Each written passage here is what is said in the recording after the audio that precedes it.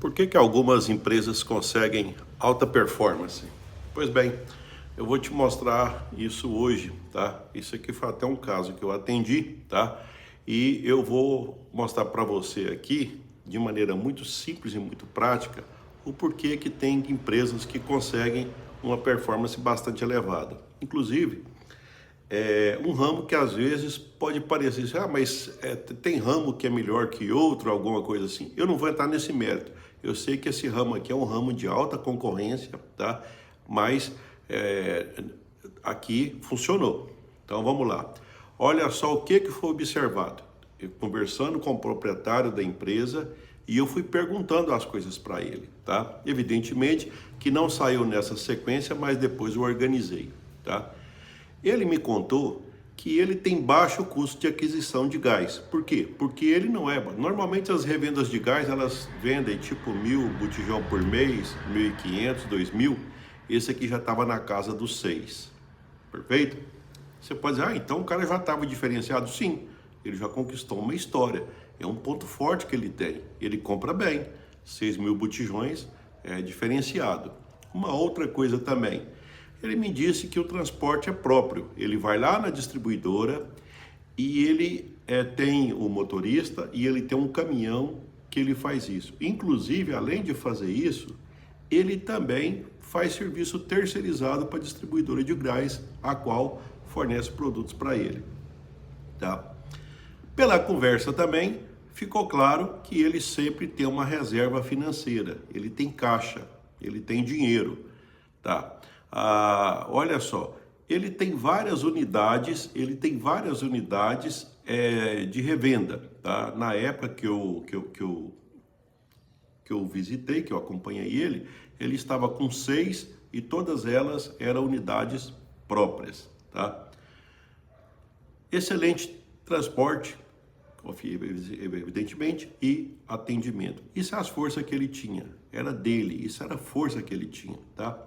Então, da mesma forma que eu fiz aqui, eu pergunto a você, quais seriam as forças que você tem hoje? Tá? Aquilo que você pode dizer que você tem, que conta a seu favor. Vamos do lado de cá agora, então?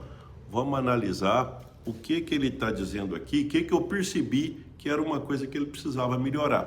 Tá? Por exemplo, ele trabalhava demais. Tá? É aquele cara que ele vai lá, bate o corner, é isso? Eu bato o escanteio e vem querer cabecear. Quer dizer, o cara fica estressado, desgastado, tá? Então ele estava utilizando uma expressão um pouco mais técnica, ele estava no estratégico, ele estava no tático, ele estava no operacional, ou seja, é o cara que faz tudo, tá? Eu sei que muitos de vocês passam por isso, eu também passei por isso, tá? Agora eu vou te falar uma coisa, vamos continuar aqui? Eu considerei isso um ponto fraco. Fazer tudo é ponto fraco, tá? É uma fraqueza que ele tem, não tem tempo para nada, ele estressa, ele não pode nem ficar doente, não pode sair de férias, entendeu? É um ponto fraco. E não dá para desenvolver criatividade. Bem, uma outra coisa aqui que eu coloquei é que não tinha muita coisa anotada. Por exemplo, se tem um cliente que eu compro um bujão de gás hoje, se eu sei que a frequência de compra é 30 dias, ele não ia telefonar, fulano, estou sentindo a sua falta, o que foi? Você não está precisando de bujão de gás? Tá? Então, você entendeu? Ele não tem condição de fazer isso. Por quê? Porque ele não tem controle, não sabe quem compra. Tá? Outra coisa também, faltava um programa de fidelização nessa época. Por exemplo, as empresas que trabalham com gás, elas costumam fornecer um pano de prato, um copo, alguma coisa. Todos tentam fazer alguma coisa e um imã para pregar, tá? Tudo bem. Eu diria para você que isso não é um programa de fidelização. Existem outros critérios que poderiam ser desenvolvidos, mas isso é um ponto fraco, porque tinha outras empresas que elas faziam melhor que ele. Tá? Então era só a fraqueza que ele tinha. Tá? A empresa dele não estava informatizada. Era um computador que não estava com essa bola toda. Né? Quer dizer, uma empresa que fatura o que ele faturava, não faz sentido não ter um sistema de informática com, com sistema de cópia de segurança, tá?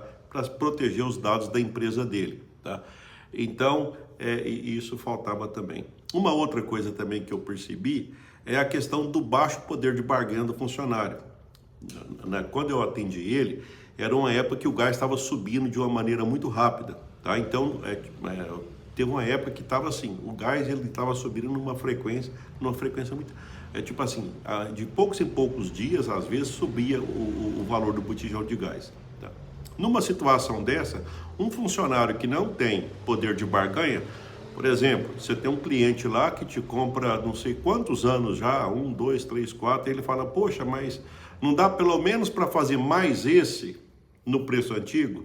Ele não tinha esse poder de barganha. Isso é um ponto fraco. Porque para alguém que está querendo tomar aquele concorrente, o que ele faz? Não, aqui eu ainda vou te fazer no preço antigo, entendeu? Então, o fato de não ter um poder de barganha, eu considerei um ponto fraco. Vamos analisar aqui. Então, olha, o proprietário trabalha demais, não tem banco de dados, não tem programa de fidelização, não é informatizado e os funcionários não têm, tipo assim, ele não delega poder. Tá? Fica complicado, né? Tá bom, vamos voltar do outro lado aqui.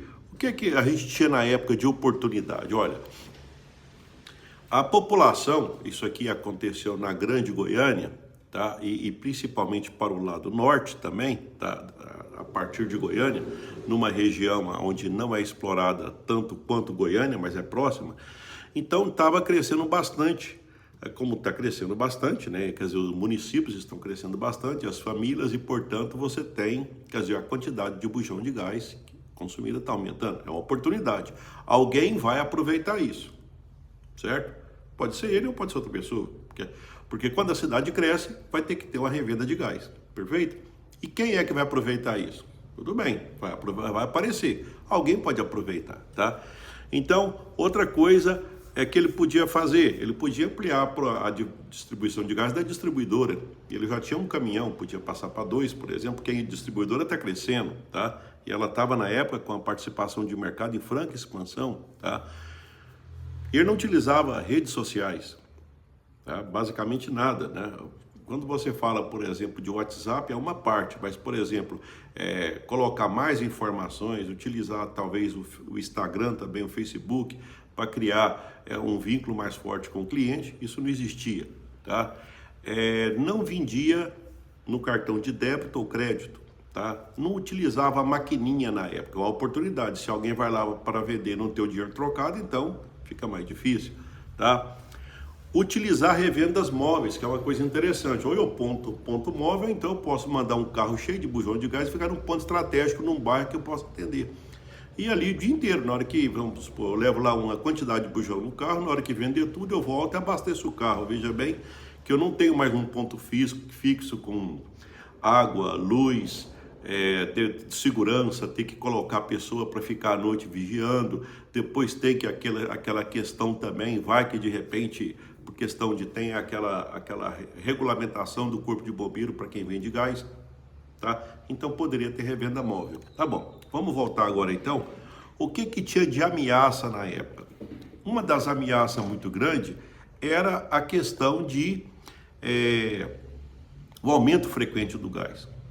Na hora que aumenta muito o gás, quem tira proveito disso? Vou te dar um exemplo como é que tira proveito. Olha, não, dessa vez eu vou te vender ainda no preço antigo. Tirou proveito.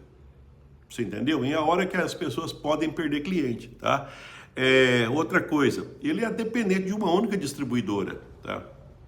Isso é meio relativo, tipo assim, mas no caso dele, ele estava com a venda grande, tá? Então, quando a pessoa está vinculada a um tipo de negócio onde ele fica muito independência, é bom ele ter outros negócios paralelos, renda passiva, outra coisa, para ele não ficar dependente em situações de dificuldade, que isso é ruim para o negócio, tá? É como se eu dissesse para você o seguinte, se eu fosse só consultor, tá? Era uma realidade, mas como eu tenho outros negócios, isso me permite, por exemplo, que eu fique mais tranquilo, tá? E você tem que ter tranquilidade no negócio. Então, quando você monta negócio, você tem que preocupar de estar bem, de estar raciocinando bem, de ter a liberdade de pensar, tá? Para você ser mais criativo e tudo mais, tá? O custo fixo estava elevado, ele podia aumentar a escala utilizando o custo que ele tem, ou seja, um funcionário que vende por telefone 1.000 botijão, pode vender 1.500, ele pode diluir o custo fixo, tá? Podia também ter a questão do aumento, por exemplo, o aumento das vendas de gás pelas redes sociais, as outras empresas concorrentes podiam fazer. É uma ameaça para ele. Então alguém está vendendo, está tratando melhor e ele está perdendo. Quer dizer, é uma oportunidade que ele pode aproveitar, mas também da mesma forma pode ser uma ameaça para para a revenda dele, tá?